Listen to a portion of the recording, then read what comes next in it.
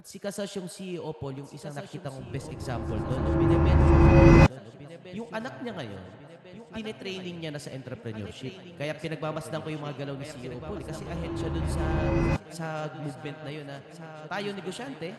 Tapos syempre, gusto rin natin yung mga anak natin na magkaroon ng entrepreneurial spirit. Ang akin lang, yun nga, kung meron tayong mga anak, nag-i-influence nga tayo sa labas through content. Simulan natin sa mga anak natin. It doesn't follow naman na bibitawan natin agad sila. Andiyan naman tayo as guide. Kung sa ibang tao nakakapag-guide tayo, i-guide din natin. Ang business ba ay para sa... This is CEO Paul.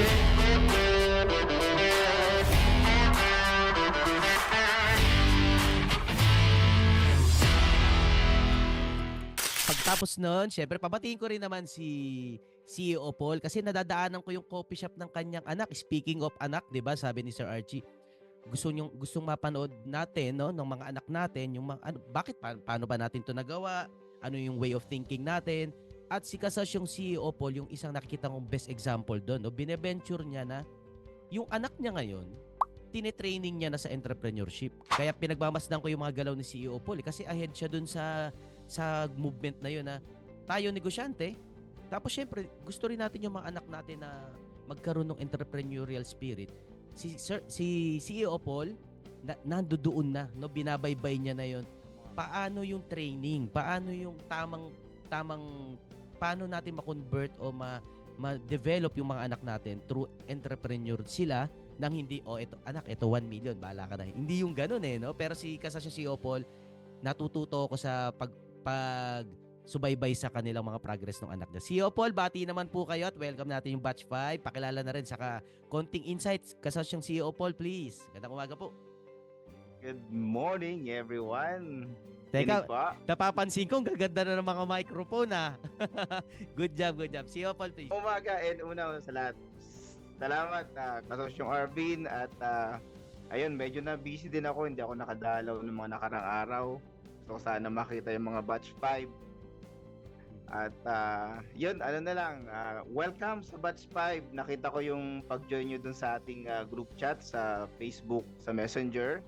At maganda yung iba nga, medyo may konting ano pa sa buhay. At yun, pagtutulungan natin yan. Sabi ko nga dun sa mga comments ko dun, you just found a family. Yes. Diba? Kasi yung iba wala pa negosyo, yung iba may mga problema pinagdaraanan, pero yung sumali ka sa KMCC at nakilala mo si Kasosyong Arvin at ang buong family ng Batchmates family is ano yun, it's a good start. Ayun. So, congratulations everyone at dun sa mga batch 4, batch 3, batch 2 and yung mga batchmates ko or yung pioneer batch 1, tuloy-tuloy lang tayo. And I would like to commend Kasosyong Arvin talaga yung ating KMCC program kasi without prejudice, hindi naman sa minamalito yung batch namin kasi kami mga simpleng negosyante lang talaga kami. yung mga ano lang kami, yung mga gusto lang talaga naming matuto talaga at gayahin ka eh. Pero ngayon nakikita ko mga professionals. Alam mo yun nga si Kasosyong yung kanina yung huling nagsalita. Kasosyong Archie tapos yung mga teachers natin. Yes. Parang sabi ko parang imsa kinikilabutan ako kasi yung KMCC parang suntok sa buwan yan eh. 'Di ba no, kinukwento mo nga sa amin Kasosyong Arvin, parang hindi mo alam sino ba magtitiwala, sino ba maniniwala sa iyo, tapos ano ba magiging result, ano ba magiging after ng batch 1, ano ba yung pupuntahan natin, ayun.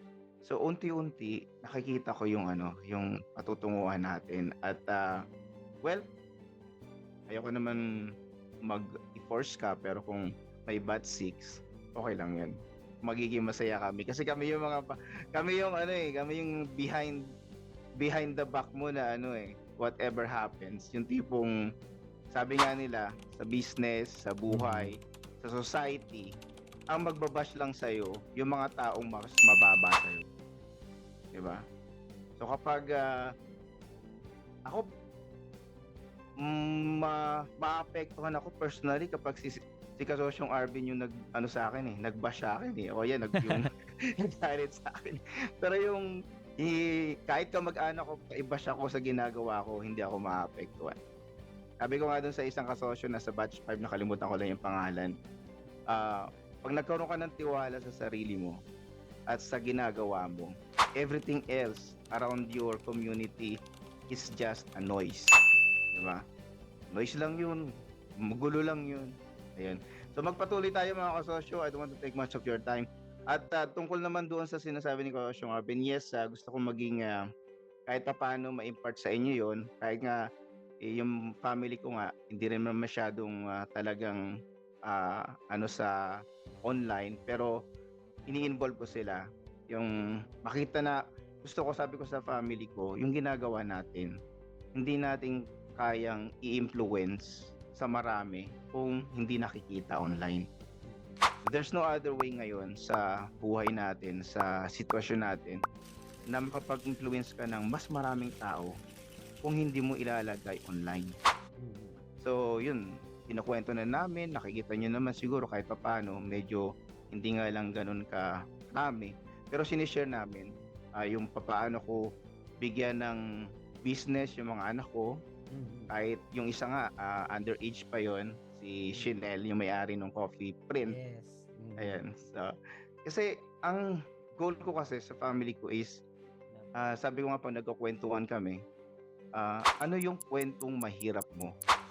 Kasi ako, marami akong kwentong mahirap eh. Di ba? Sabi ko sa kanila, ako marami kong kwentong mahirap. Pag sinishare ko yun, tuwing matutulog kami ng mga bata. Ngayon nga, nasa stage pa lang ako ng elementary days ko eh. Kumbaga, hindi ko pa nauubos ikwento sa kanila yung buhay mahirap ko dati. Di ba? Naglalakad kami ng papa ko mula Novaliches hanggang Valenzuela. Yung mga ganung bagay. So, ang sinasabi ko sa kanila, ano yung kwento mong mahirap? So, since wala kang kwentong mahirap, hindi naman sa pagyayabang, wala naman talaga silang kwentong mahirap sa ngayon. So, since wala kayong kwentong mahirap, ang i-share nyo in the future, yung kwento nyo naman, paano kayo nag-thrive sa buhay na hindi kayo spoon-feed. Oo, yung tipong nagkaroon ka ng ganito kasi pinaghirapan mo. So, yung panganay kong anak, 2-3 months ago, pina-handle ko lang sa kanya yung water station na 2. Kasi sabi ko, sa ano na yan eh, kaya mo na yan. At nandito lang naman ako. At yun nga, yung isa kong anak, nakitaan ko siya ng business inclination. Then nag-ano naman kami, talagang plano naman talaga namin na mag vertical integration. Lagyan namin ng related kasi meron na kaming printing. Sabi ko, yung mga cups, pwede tayo magbenta ng cups na printed. Then I realized, tayo muna yung gumamit. So yung mga cups, yung mga ginagamit sa coffee print, sa coffee shop namin, is kami rin yung nagpiprint nun. Kaya dikit-dikit yung business. Ngayon, ang akin lang, yun nga, kung meron tayong mga anak, kung nag-i-influence nga tayo sa labas through content, simulan natin sa mga anak natin. It doesn't follow naman na bibitawan natin agad sila. Andiyan naman tayo as guide. Kung sa ibang tao nakakapag-guide tayo, i-guide din natin yung mga anak natin.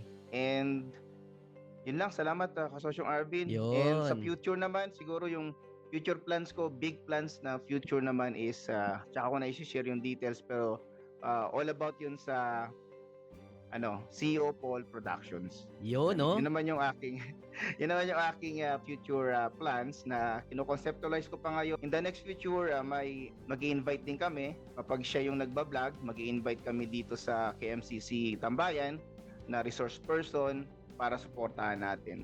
Connect tayo. Napakalaki ng magagawa natin. Hindi pa natin nakikita ngayon kasi 5 pa lang tayo eh. Batch 5 pa lang tayo eh. Pag tayo dumami tayo na yung kwentuhan ng mga ng mga kabataan, tayo na yung kwentuhan ng mga online vloggers and etc. Yun lang. Yes. This is a choice. Salamat everyone. Yun, palakpakan kay CEO Paul. Thank you po, CEO Paul, at masaya ako sa progress niyo.